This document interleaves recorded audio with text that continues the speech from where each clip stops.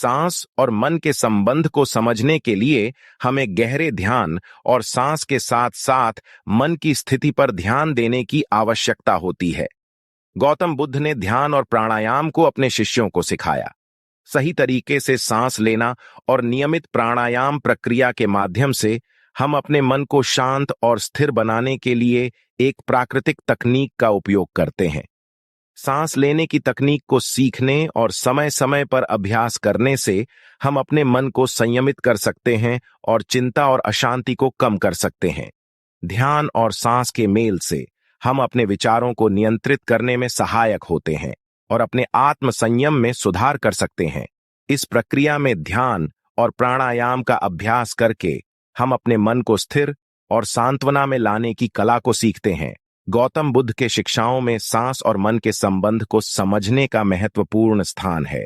उन्होंने सम्यक सांस लेने की प्रक्रिया को ध्यान और आत्म संयम के माध्यम से मन की स्थिति को नियंत्रित करने का एक उपाय माना। सांस लेने का सही तरीका एक शांत ध्यानाधारित प्रक्रिया होती है, जिसमें आपको ध्यान केंद्रित करना होता है, अपने उद्दीपन को नियंत्रित करना होता है और गहरी सांस लेने के लिए ध्यान लगाना होता है। यह प्राणायाम तकनीक के माध्यम से आप अपने मन को शांत और संयमित कर सकते हैं।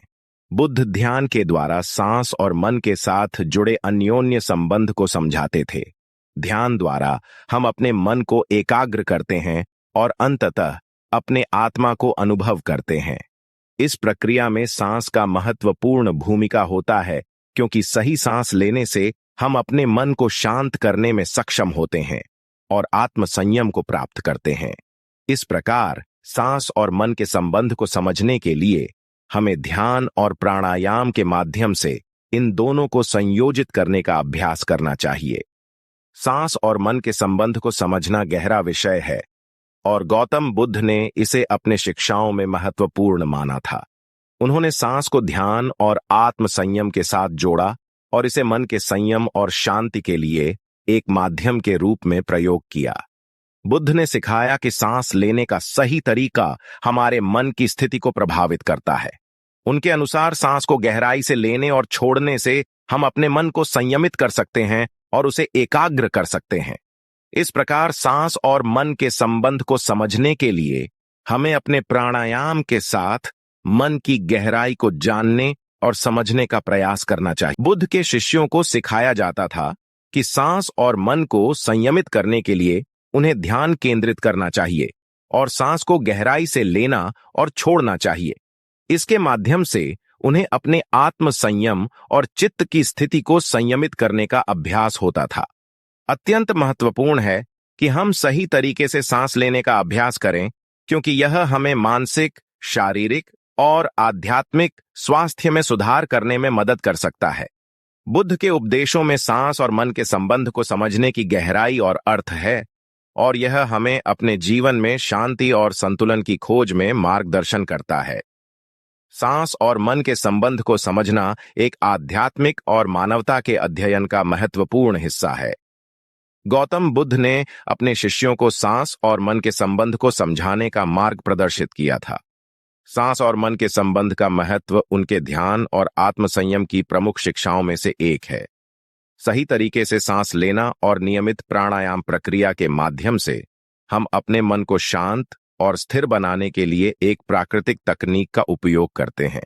बुद्ध के अनुसार सही तरीके से सांस लेने से हम अपने मन को शांत कर सकते हैं और उसे नियंत्रित कर सकते हैं।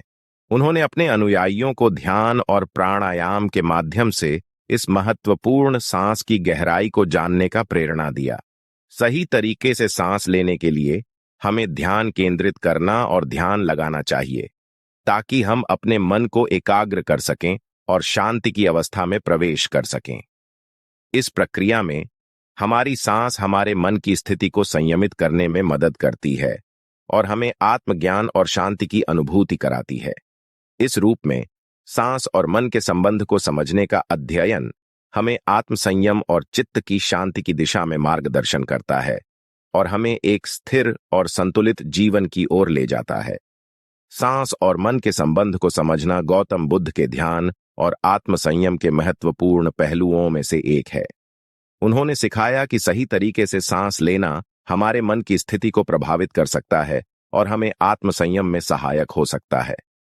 बुद्ध के शिक्षाओं में सांस को ध्यान और प्राणायाम के साथ जोड़ा गया था, जिससे अपने मन को शांत और स्थिर बनाने के लिए एक प्राकृतिक तकनीक का उपयोग किया जा सकता है।